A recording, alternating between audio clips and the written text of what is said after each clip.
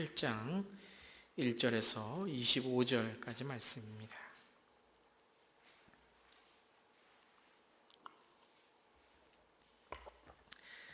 오늘은 사도행전 12번째 시간, 사도행전 8장 1절부터 우리 25절까지 말씀 한 절씩 저와 여러분 교독하도록 하겠습니다. 1절입니다. 사울은 스데반이 죽임당한 것을 마땅하게 여겼다. 그날에 예루살렘 교회에 큰 박해가 일어났다. 그래서 사도들 이외에는 모두 유대 지방과 사마리아 지방으로 흩어졌다. 경건한 사람들이 스데반을 장사하고 그를 생각하여 몹시 통곡하였다. 그런데 사울은 교회를 없애려고 날뛰었다. 그는 집집마다 찾아 들어가서 남자나 여자나 가리지 않고 끌어내서 감옥에 넘겼다. 그런데 흩어진 사람들은 두루 돌아다니면서 말씀을 전하였다. 빌립은 사마리아 성에 내려가서 사람들에게 그리스도를 선포하였다. 우리는 빌립이 행하는 표징을 듣고 보면서 그가 하는 말에 한 마음으로 귀를 기울였다. 그것은 귀신 들린 많은 사람에게서 악한 귀신들이 큰 소리를 지르면서 나갔고 많은 중풍병 환자와 지체장애인이 고침을 받았기 때문이다. 그래서 그 성에는 큰 기쁨이 넘쳤다. 그 성에 시몬이라는 사람이 있었는데 그는 마술을 부려서 사마리아 사람들을 놀라게 하며 스스로 큰 인물인 체 하는 사람이었다. 그래서 낮은 사람으로부터 높은 사람에 이르기까지 모두 이 사람이야말로 이른바 하나님의 위대한 능력의 소유자이다 하고 말하면서 그를 따랐다. 사람들이 그를 따른 것은 오랫동안 그가 마술로 그들을 놀라게 했기 때문이다. 그런데 빌립이 하나님 나라와 그리스도의 이름에 관한 기쁜 소식을 전하니 남자나 여자나 다 그의 말을 믿고서 세례를 받았다. 시몬도 믿게 되었고 세례를 받은 뒤에 항상 빌립을 따라다녔는데 그는 빌립이 표징과 큰 기적을 잇따라 행하는 것을 보면서 놀랐다. 사마리아 사람들이 하나님의 말씀을 받아들였다는 소식을 예루살렘에 있는 사도들이 듣고서 베드로와 요한을 그들에게로 보냈다. 두 사람은 내려가서 사마리아 사람들이 성령을 받을 수 있게 하려고 그들을 위하여 기도하였다. 사마리아 사람들은 주 예수의 이름으로 평안 받았을 뿐이요 그들 가운데 아무에게도 아직 성령이 내리시지 않았던 것이었다. 그래서 베드로와 요한이 그들에게 손을 얹으니 그들이 성령을 받았다. 시몬은 사도들이 손을 얹어서 성령을 받게 하는 것을 보고 그들에게 돈을 내고서 말하기를 내가 손을 얹는 사람마다 성령을 받도록 내게도 그런 권능을 주십시오 하니 베드로가 그에게 말하였다. 그대가 하나님의 선물을 돈으로 사려고 생각하였으니 그대는 그 돈과 함께 망할 것이요 그대는 하나님이 보시기에 마음이 바르지 못하니 우리의 일에 그대가 차지할 자리도 목도 없어. 그러므로 그대는 이 악한 생각을 회개하고 주님께 기도하시오. 그러면 행여나 그대는 그대 마음속에 나쁜 생각을 용서받을 수 있을지도 모르. 내가 보니 그대는 악의가 가득하며 불의에 얽매여 있어. 시몬이 우리 말한 것이 조금도 내게 미치지 않도록 나를 위하여 주님께 기도해 주십시오. 함께 읽겠습니다. 이렇게 베드로와 요한은 주님의 말씀을 증언하여 말한 뒤에 예루살렘으로 돌아가는 길에 사마리아의 여러 사람 마을에 복음을 전하였다. 아멘. 할렐루야. 오늘도 저녁에 주님의 말씀 듣기를 원합니다. 우리 지난 시간에 스데반 집사님의 마지막 삶의 모습을 함께 나누었습니다. 사람은 마지막에 인생이 진짜 자기의 모습인 것 같아요. 특별히 우리가 예수를 믿는 자들이 신앙생활을 잘 하다가도 마지막에 주님 앞으로 갈 때에 구원의 확신이 없고 천국의 확신이 없는 분들이 있다는 겁니다. 그 살아가는 모습도 중요하지만 마지막에 우리가 어떻게 주님께 우리의 삶을 마감하느냐가 참 중요합니다. 그래서 우리는 항상 주님 앞에 가는 삶을 생각하면서 살아야 됩니다. 그리스도인들은 내가 주님 앞에 섰을 때에 주님 앞에 내가 어떤 삶을 정말 하나님께 내가 보일 수 있을까 항상 생각하면서 지금 내 시간, 이 시간이 마지막이다라고 생각하면서 살면 정말 주님 앞에 올바른 삶을 살 수 있을 것입니다. 스테반 집사님 마지막에 그의 삶을 통하여 주님의 모습, 주님의 얼굴을 빼앗기지 않았습니다. 자기를 미워하는 사람들, 핍박하는 사람들, 그리고 자기를 돌로 치는 사람들 앞에서도 천사의 얼굴을 빼앗기지 않았습니다. 그것은 바로 스테반 집사님 삶 안에 예수 그리스도가 있었기 때문입니다. 말만 번드르르 하는 그런 신앙인이 아니라 난처해지거나 공경해질 때 남 몰라라 하고 주님까지 몰라라 하는 그런 신앙인이 아니라 정말 내 삶 속에서 마지막까지 그러한 죽음이 있는 그때까지 마지막까지 하늘이 열리는 기적을 경험하는 그 스테반 집사님 모습을 보면서 얼마나 우리가 주님과 인격적인 만남을 갖고 하루하루 사는 게 얼마나 중요한가. 언제 여러분 공경에 처할지 모릅니다. 사람은 화만 나도 이 감정이 다 보이는 것 같아요. 자기 속내가 다 보이는 것 같습니다. 자존심만 상해도 주님 어디 갔는지도 모르고 그냥 자기 마음대로 그냥 하고 싶은 말 다 하고 할 일 다 하고 자기 행동 다 하고 이렇게 사는데, 스테반 집사님은 마지막까지 우리 지난 시간에 보았듯이 마지막 그 모습까지도 예수님을 닮아가는 모습이었다라는 겁니다. 예수님을 닮아간다는 건 예수님을 닮았다는 것이죠. 그 삶에 예수님을 닮았기 때문에 마지막 죽음의 숨결까지도 예수님의 향기가 났다라는 거예요. 참 우리가 어떻게 우리 인생을 마감해야 될까라는 걸 생각하는 그러한 집사님의 모습입니다. 여러분, 오늘 하루 어떻게 사셨습니까? 오늘 하루, 지난 한 주간 동안 어떻게 사셨습니까? 여러분, 정말 나의 삶의 패턴과 습관 속에서 예수를 드러내며 예수님이 누구신가를 정말 내 삶 속에 다른 사람에게 보여주며 살았습니까? 아니면은 내가 살아가는, 내가 이 삶을 주인된 삶으로 살아가진 않았는지 이 시간에 돌아보기를 원합니다. 스테반 집사님의 순교 이후에 이제 나온 내용이 이제 8장의 내용입니다. 8장이 시작하면서 사울은 스테반이 죽임 당한 것을 마땅하게 여겼다라고 이렇게 시작합니다. 사울이라는 사람이 이제 처음 등장하게 됩니다. 그러니까 이제 스테반 집사님이 죽은 이후에 이제 박해자, 핍박자인 사울이 등장합니다. 우리는 이제 이 사람을 알기 때문에, 사울이 누군지를 알기 때문에 우리는 사울이 바울이 될 것이라고 알고 있지만, 이때의 스테반 집사님이 돌아가신 이후에 사울의 모습을 보았을 때 누구도 사울이 신앙인이 되고 하나님을 믿는 자가 될 것이라는 것은, 예수님의 사람이 될 것이라는 것은 누구도 몰랐다는 거죠. 참 우리도 그렇습니다. 어떤 사람을 볼 때에 저 사람은 절대 변하지 않을 거야 라는 사람이 있어요. 저 사람은 누가 해도 정말 예수 믿기 힘들어 라는 그런 사람이 있습니다. 누가 해도 인격 안 변해. 하나님이 하시면 됩니다. 하나님이 하시면 돼요. 우리는요, 하나님이 하시는 그것을 우리가 의지해야지 어떤 사람의 성품이라든가 인격, 그것을 우리가 판단할 수는 없는 것입니다.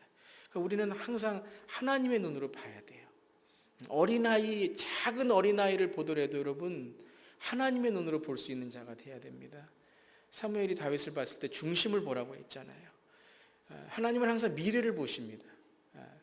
여러분, 저와 여러분 보실 때에도 아마 지금 우리 예배 못 나와요, 여러분. 우리의 마음, 우리의 한 주간의 삶 보면 예배 못 나오는 삶이 될 수도 있어요. 그런데 하나님은 우리에게 미래를 보시는 거죠. 우리에게 주신 축복과 우리에게 주시는 하나님의 희망을 보시는 겁니다. 8장 1절에 사울이라는 사람이 나옵니다. 참 우리가 보기에 이제 스테반 집사님이 죽임당한 것을 마땅하게 여기고, 그 다음에 예루살렘 교회에 큰 박해가 일어납니다. 아니, 누군가 순교를 하고 이렇게 복음이 전해지면 하나님이 그 지역에 더 형통하게 하고 복음에 더 말씀이 흥황하게 해야 될 텐데 박해가 옵니다. 그리고 사도들 이외에 모든 모두 유대 지방과 사마리아 지방으로 흩어집니다. 오늘 1절 말씀만 보더라도 참 우리를 낙심시키게 합니다. 우리가 그 다음에 나오는 내용들을 모른다고 생각한다면, 여러분 이런 경험하신 적 있으십니까?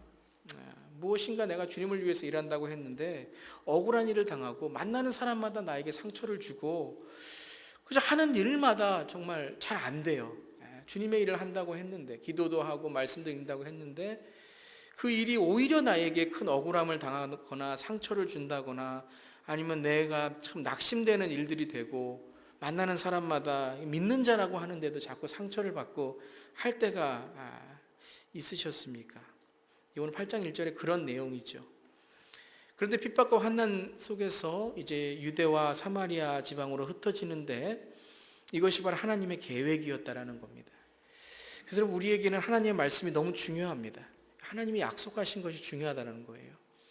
저 여러분에게 하나님 무엇을 약속하셨습니까? 그것을 붙들고 사시기를 주님의 이름으로 축원합니다. 초대교회는 하나님이 주신 예수 그리스도가 승천하시면서 주신 유언의 말씀이 있었습니다. 사도행전 1장 8절의 말씀이죠. 오직 성령이 너에게 임하시면 너희가 권능을 받게 되는데 예루살렘과 온 유다와 사마리아 땅까지 이르러 내 증인이 될 것이다. 초대교회 사람들은 그 말씀을 믿고 그 말씀을 따라 살려고 노력했습니다. 그리고 성령이 임하게 되었고 권능을 받게 되었고 예루살렘에서 큰 부흥이 일어났습니다. 그 다음에 자기들이 이해하지 못하는 일들이 일어나죠. 큰 박해가 일어납니다. 그런 다음에 유대 지방과 사마리아 지방으로 흩어졌는데 이것을 나중에 이제 사도행전을 썼던 누가는 이것이 바로 하나님의 계획이라는 것을 강조하는 겁니다. 유대와 사마리아 지방으로. 유대와 사마리아 지방으로. 여러분 아마 지금 여러분의 삶 속에서 참 이해되지 않는 일들이 있을지 모릅니다. 하나님이 왜 나를 이런 일을 자꾸 당하게 하시는가, 아니면 이런 삶 속에 어려움을 주시는가라는 그런 생각을 하실지도 모릅니다. 어떤 박해라든가 또 어려움을 당할 수도 있을 것입니다. 우리 지난 한 주간에 참 기쁜 일도 있었지만 어려운 그러한 일들도 있고 참 마음 아픈 그런 뉴스들도 많이 있지 않았습니까? 특별히 한국의 그 충북 진천 중앙교회라는 저희 아버님 교단에 있는 교회인데 그 교회의 성도님들이 성지순례를 갔다가 이집트와 이스라엘의 국경 지역에서 자살 폭탄을 안고 테러를 해서 5명이 죽었습니다. 3명은 한국 분이라고 하시죠. 여러분 성지순례를 갔는데 그것도 몇 년이나 계획하고 성지순례를 갔는데 저희 교회도 앞으로 우리 성지순례 갔으면 좋겠다라는 생각을 하는데 이거 어디 무서워서 가겠습니까? 정말 주님 성지, 주님 만나려고 간 그 여정 중에서 그러한 일이 생겼다. 참 이해가 안 될 것 같아요. 낙심될 것 같아요. 그러한 일이 있을 때에 정말 하나님의 계획은 무엇인가? 지금은 모르겠죠. 지금 왜 그런 일들이 일어났는가? 권사님 한 분이 돌아가셨다 그러죠. 교회에서는 또 거기 가이드가 또 운전사도 그 자리에서 사망하고 왜 그런 일들이 일어날까? 주님 정말 주님이 계신 그러한 지역들을 성지 순례를 하고 돌아오는 그런 계획들이 있는데 지금은 우리가 모르지만 아마 하나님께서는 어떤 계획이 있으실 거라고 생각을 합니다. 하나님께서 또 그 일들을 통해서 또 깨닫게 해주실 일들이 있다고 생각합니다. 그게 이제 오늘 사도행전 8장의 이야기예요. 1절에서는 우리가 이해하지 못하는 박해와 흩어짐이 있었지만 이 흩어짐을 통해서 하나님께서는 하나님의 계획을 이끌어 가신다는 것이죠. 우리 예레미야 29장 11절 오늘 유인물에 있습니다. 함께 한번 고백하는 마음으로 한번 읽어보려고 바랍니다. 그냥 여러분 읽지 마시고 입으로 읽지 마시고요. 정말 믿는 마음으로 내가 하나님의 계획을 믿습니다. 주님의 생각을 믿습니다. 하는 마음으로 함께 우리 예레미야 29장 11절과 이사야 55장 8절 9절 말씀 함께 읽어보겠습니다. 시작. 너희를 두고 계획하고 있는 일들은 오직 나만이 알고 있다. 내가 너희를 두고 계획하고 있는 일들은 재앙이 아니라 번영이다. 너희에게 미래에 대한 희망을 주려는 것이다. 나 주의 말이다. 이사야 말씀이요. 나의 생각은 너희의 생각과 다르며 너희의 길은 나의 길과 다르다. 주님께서 하신 말씀이다. 하늘이 땅보다 높듯이 나의 길은 너희의 길보다 높으며 나의 생각은 너희의 생각보다 높다. 이 말씀 두 개를 연결해서 우리가 읽었으면 좋겠습니다. 참 우리가 당황하는 또 우리가 참 때로는 어려운 일을 당했을 때에 주님을 정말 믿는다는 것이 무엇인가? 예레미야 말씀처럼 정말 주님만이 알고 있는 계획이 있다라는 것이죠. 그것이 재앙이 아니라 번영이다. 이 번영이라는 것은 우리가 뭐 잘 살고 잘 먹고라는 뜻이 아니라 하나님께서 우리를 이끌어 가시는 희망과 소망의 길이다라는 것이죠. 근데 그것을 우리가 어떻게 인정할 수 있어요? 이사야 말씀이죠. 주님의 생각은 나의 생각과 다르고 주님의 길은 나의 길과 다른데 하늘이 땅보다 높듯이 하나님의 길은 나의 길보다 높다. 여러분 이걸 인정할 수 있어야 됩니다. 하나님이 나보다 더 높으시고 하나님이 나보다 더 전능하시고 하나님이 나보다 더 나를 사랑하시고 나를 잘 되시길 원하신다는 것이죠. 이 믿음이 없이는 우리가 우리의 삶을 살기가 참 힘들 것 같습니다. 특별히 핍박과 환난 속에서 유대와 사마리아로 흩어졌던 초대교회 성도님들이 이 하나님의 믿음, 하나님에게 있는 이 계획을 깨달았을 때 어떠한 삶을 이제 이어가기 시작했는가? 바로 복음과 말씀을 전파하게 되었죠. 어디에 가서든지 말씀을 전파하게 됩니다. 여러분 말씀 전도하는 거는요 아무나 되지 않습니다. 전도하는 거 힘드시죠? 힘들어요. 선교 가서도요 뭐 이렇게 봉사하고 일하는 건 쉬운데요 전도하라 그러면 힘듭니다. 왜 그런가 하면은 우리가 정말 하나님의 말씀을 얼마나 많이 믿고 정말 하나님과 우리 예수님과 얼마나 인격적인 만남을 갖고 있느냐 그게 참 중요한데 이게 없으면 정말 이 하나님의 말씀을 전하는 게 참 힘들 때가 많이 있습니다. 하나님의 말씀을 믿고 있느냐라는 것이죠. 하나님의 말씀을 믿는 것보다 내 계획이나 내가 하고 싶은 일을 더 믿을 때에 그것이 더 쉬운 것이죠. 어떤 분들은 보면 전도와 하나님의 말씀을 전하는 일들이 더 쉬울 때가 있습니다. 그것은 하나님이 함께 하신다는 것을 믿는 철저한 그런 믿음 안에서 나오기 때문에 그렇죠.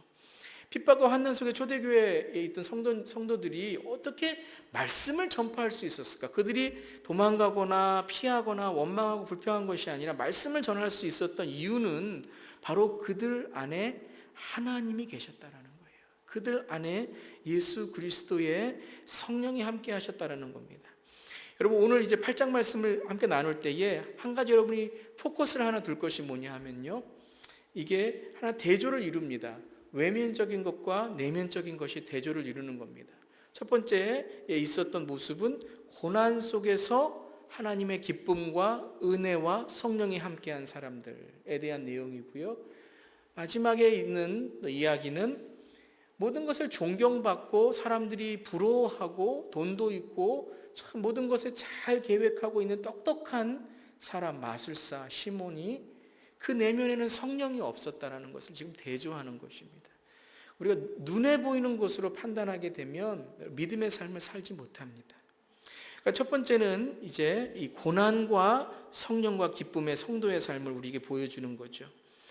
사도행전 8장 4절 5절 보시면요. 흩어진 사람들, 이 큰 박해, 이 크다라는 큰 박해에서의 크는 영어로 메가톤급, 메가라는 뜻이에요. 그러니까 이것은 그저 그냥 크다라는 뜻이 아니라 완전히 그들의 삶에 어려움과 핍박이 왔다라는 거예요.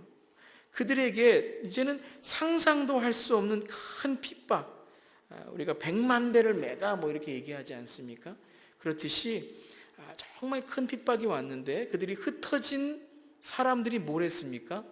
오늘 4절 5절에 보면 두루 돌아다니면서 말씀을 전했다 그래요. 여러분 지금 핍박이 오고 먹고 살기도 힘들고 그런데 말씀을 어떻게 전하냐. 가끔 보면 그런 분들이 계세요.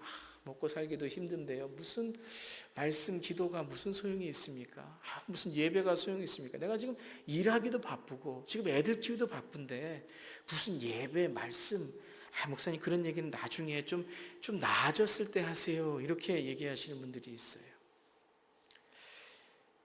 여러분 정말 우리의 삶에서 중요한 게 무엇입니까? 오늘 내 삶 속에 정말 하나님의 말씀을 전하는 것, 그것이 내 삶 속에 얼마나 소중하고 중요한지 한번 우리가 생각해 보기를 원합니다. 이 흩어진 사람들, 지금 큰 핍박이 있는 사람들, 박해가 있는 이 초대교회 성도들은 지금 이러한 어려운 상황 속에서도 틈만 나면 뭘 했습니까? 말씀을 전했습니다. 이 말씀을 전하는 일에 사명을 다했습니다. 그러면서 오늘 빌립 집사님이 나오죠. 빌립은 사마리아 성에 내려가서 사람들에게 그리스도를 선포하였다라고 나오고 있어요. 자, 오늘 이렇게 말씀을 보면 좀 대조적인 모습이 있는데, 이 초대교회 성도들은 말씀을 전하고 돌아다니면서 사마리아까지 가면서 하나님 말씀을 전하게 되었는데, 사도들은 예루살렘에 그냥 머물러 있었어요. 사도들은 예루살렘에 머물러 있었습니다. 여러분, 지금 예루살렘에서 온 유다와 사마리아 땅까지 이르러 복음이 전파돼야 되는데, 사도들은 여전히 예루살렘에 머물러 있고, 흩어진 성도들은 두루 다니면서 말씀을 전하고, 빌립 집사님은 사마리아 성에까지 가서 사람들에게 그리스도를 선포합니다. 자, 이것은 우리에게 무엇을 가르쳐 주시는가? 사도들은 말씀을 알고 있었지만 자기들에게 한계가 있었다라는 거예요. 그것은 무엇입니까? 유대인이라는 한계입니다. 여러분, 그것을 벗어나지 못하고는 여러분 하나님의 쓰임을 받지 못했다라는 거예요. 사도행전 15장이 이제 우리가 보게 되겠지만, 사도행전 15장 이후부터는요, 예루살렘 교회 이야기가 사라집니다. 예루살렘 교회가 일꾼도 잘 뽑고, 예루살렘 교회의 사도들이 오늘 사마리아까지 방문을 해서 성령을 충만하게 기도하고 위로하고 했습니다. 그런데 그들의 한계는 뭐냐면요, 방문입니다. 방문. 선교가 아니에요. 예루살렘 교회에서 그냥 방문, 답사 차원입니다. 그들이 선교를 해서 사마리아와 땅까지 이르러 간 것이 아니라, 사도들의 제안은 무엇인가 하면요, 사도들의 제안은 그저 방문해서 위로하는 것밖에 하지 못했다는 거예요. 여러분, 이건 너무 중요한 게 무엇이냐면요, 여러분, 저와 여러분이 오늘 나의 한계를 넘지 않으면 하나님이 저와 여러분 쓰지를 못합니다. 나는 요거밖에 안 돼. 내 삶은 이거밖에 안 돼. 나는 이런 사람이야. 나의 성품과 인격을 여러분 나의 한계로 여기게 되면 그것을 뛰어넘어서 주님께 사용하는 비전과 하나님의 꿈으로 그것을 넘어서는 것이 아니라, 내 나이는 여기까지야, 내 한계는 여기까지야, 나는 요거밖에 안 돼 라는 생각을 하게 되면, 오늘 사도들 위대한 사람들이었지만 사도행전에 이 사도행전이라는, 여러분 사도들이 선교를 하는 것이 아니라, 이 사도들은 예루살렘에 머물러서 이제 앞으로 여러분 한번 보세요. 예루살렘 공회에서 이방인이 유대인이 이런 어떤 한계와 또 서로 분리하는 이런 어떠한 나와 너와의 그 차별을 통해서 이 복음이 자꾸 막혀진다라는 것입니다. 흩어진 사람들, 핍박을 받은 사람들, 또한 빌립 집사님과 같이 정말 먼 거리까지 사마리아 성까지 간 사람을 통해서 복음이 전파되었는데, 사도라는, 목사라는, 직분자라는 나의 그 하나님의 사명을 어떤 선교와 나를 더 지경을 넓히는 일에 사용하는 것이 아니라 그저 더 나를 좁게 하는 그러한 모습이 된다는 것입니다. 우리 자신을 오늘 한번 돌아보기를 원합니다. 나는 오늘 하나님께 이 말씀을 통하여 내가 더 하나님의 말씀 안에서 정말 나아가고 지경을 넓히기를 원하는가? 아니면 우리는 여러분 때로는 저도 그래요. 어떤 신학이라는 것, 교리라는 것 이런 것 때문에 우리 자신을, 여러분 이단으로 빠지면 안 되겠지만 우리 자신을 너무 제한하는 것 같습니다. 우리는요 어떤 신학이나 교리를 통해 성령님을 제한할 때도 있고요.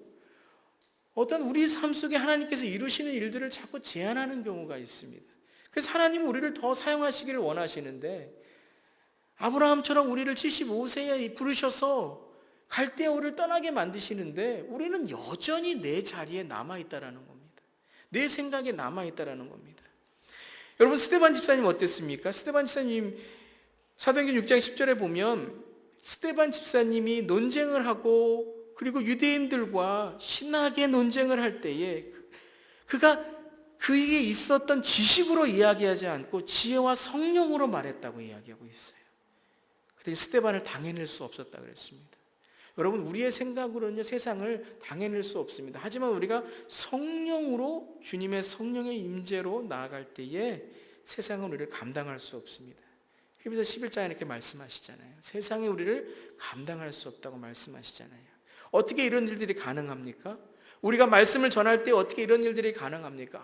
나는 말씀 전할 수도 없고 전도할 수도 없는데, 우리가 용기를 내서 말씀을 전하고 전도할 때에 성령께서 우리를 어떻게 만드십니까? 바로 예수의 사람으로 만드시는 거예요. 요한복음 1장 1절에 보면 태초에 말씀이 계셨다. 그 말씀은 하나님과 함께 계셨다. 그 말씀은 하나님이셨다. 곧 말씀이 예수님이잖아요. 여러분, 말씀을 우리가 정말 우리의 삶 속에 여러분 말씀 중심으로 살아가고 이 말씀을 전하는 삶으로 살아갈 때 그때의 능력이 임하게 되는 것입니다. 여러분, 특별히 우리 현대인들은요 말씀 자체를 읽고 묵상하는 그러한 일을 더 많이 반복해야 됩니다. 요즘에는요 설교를 듣는 거, 제가 이 말씀 많이 강조합니다. 여러분, 설교 읽고 신앙서적 읽는 거 좋지만요 말씀을 읽으셔야 돼요. 말씀을.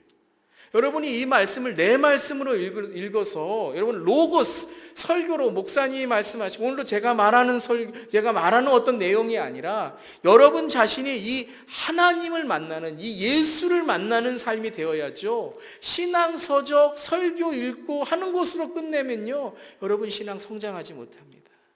여러분 성숙하지 못합니다. 그 말씀에 은혜는 받을지 모르지만 이 말씀을 만나야 돼요. 말씀을.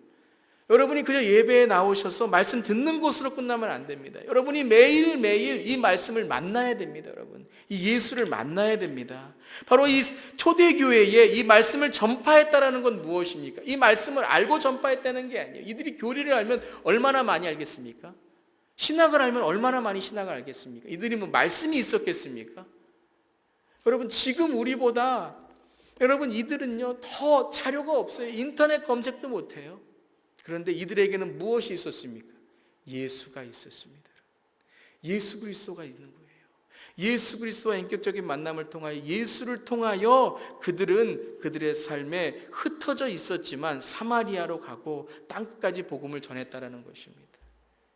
여러분에게 이 예수 그리스도의 이 인격적인 만남과 임재가 있기를 주님의 이름으로 축원합니다. 어디에 가서든지 예수를 통하여, 성령을 통하여 내가 무엇을 더 많이 알고 더 배우는 것이 아니라 이 예수를 만나는 삶을 통하여 나아가는 겁니다. 그래서 빌립 집사님이 사마리아 성에 가서 무엇을 했습니까? 이 예수 그리스도의 말씀을 통하여 살아가고 능력을 전하니까 귀신 들린 많은 사람에게서 악한 귀신이 큰 소리를 지르면서 나가게 됩니다. 이런 일들이 어떻게 가능합니까? 말씀을 전하니까 가능한 거예요. 말씀을 전하니까, 예수를 전하니까.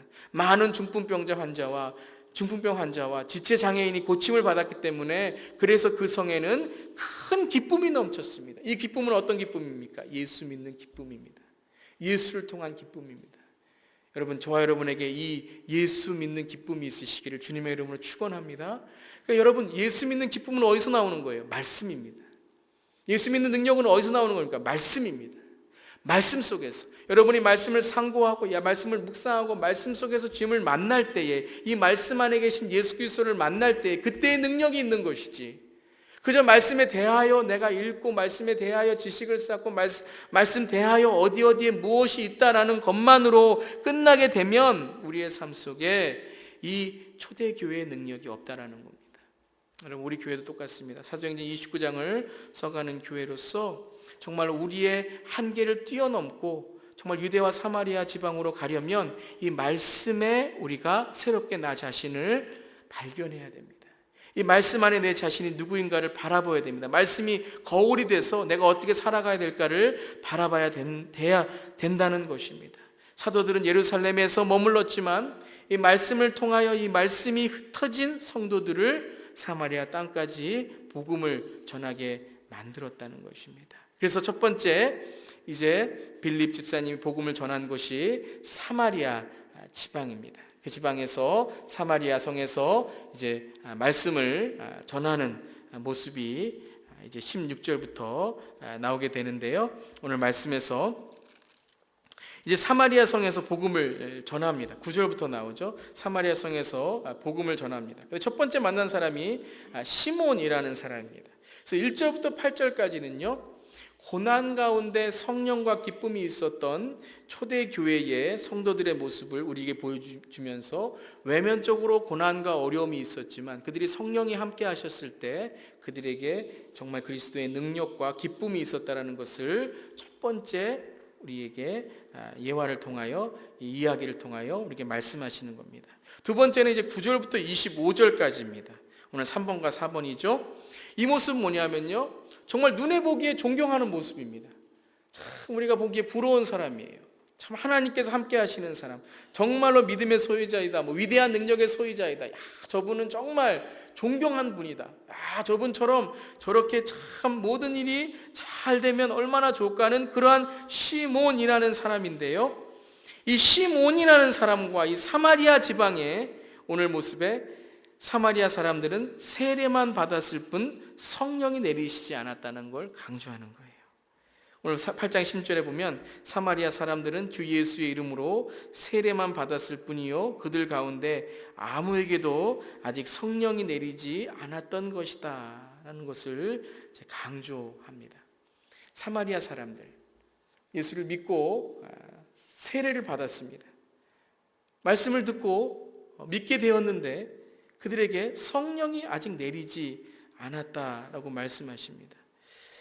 자, 우리 이야기는 무엇입니까? 교회에 다니는데 예수를 만난 경험이 없다라는 것입니다. 교회를 다니는데 예수에 대해서 믿는다고 하지만 예수를 만난 인격적인 만남이 없다라는 겁니다. 요한복음 3장 5절에 보면 예수께 대답하셨죠. 내가 진정으로 너에게 말한다. 누구든지 물과 성령으로 나지 아니하면 하나님의 나라에 들어갈 수 없다라고 했습니다. 물은 물 세례죠. 어떤 표면적인 세례입니다. 성령 세례는 무엇입니까? 바로 예수님과 인격적인 만남을 갖고 성령으로 거듭나는 삶입니다. 누가복음 3장 10절에도 그래서 요한은 모든 사람에게 이렇게 대답하였다. 나는 여러분에게 물로 세례를 주지만 나보다 더 능력 있는 분이 오실 터인데 나는 그의 신발끈 풀어드릴 자격도 없소. 그는 여러분에게 성령과 불로 세례를 주실 것이요 라고 말씀하십니다. 여러분, 이것을 우리가 이 시간에 정말 우리 자신을 자가 진단하는 말씀으로 돌아보아야 됩니다. 사마리아 사람들은 예수를 믿는다고 했지만 성령이 아직 내리지 않았다라고 말씀하십니다. 그들은 예수에 대해서 알고 있었지 예수를 만나지 못했다는 겁니다. 8장 10절에 주 예수의 이름으로 세례만 받았을 뿐, 세례를 줄 때 주 예수 이름으로 세례를 받았지만 그들은 예수님과 인격적인 만남, 성령을 받지 못했다라는 것입니다. 그것을 오늘 말씀하신 것이 바로 시몬의 이야기입니다. 자, 그럼 우리가 이 성령을 받아 성령으로 살아가는 삶은 어떤 삶인가? 이 시몬이라는 사람을 통하여 이제 어떤 삶의 모습을 우리에게 보여주는지를 말씀하십니다. 4번입니다. 성령의 사람은 마음과 생각을 회개하고 내 모든 삶에 오직 주님을 주인으로 모시며 살아가는 것입니다. 자, 물 세례를 받는 것은 교인이 될 수 있습니다. 교회에 등록하는 것이죠.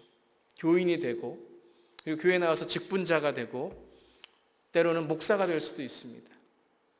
그렇지만 성령 세례라는 것은 그러한 우리의 외면적인 모습이 아니라 우리의 내면적인, 우리 안에 성령이 함께 계시는 우리의 마음과 생각의 성령을 모시고 예수님과 인격적으로 살아가는 내 모든 삶에 있어서 예수님을 주인된 삶으로 모시고 살아가는 것입니다.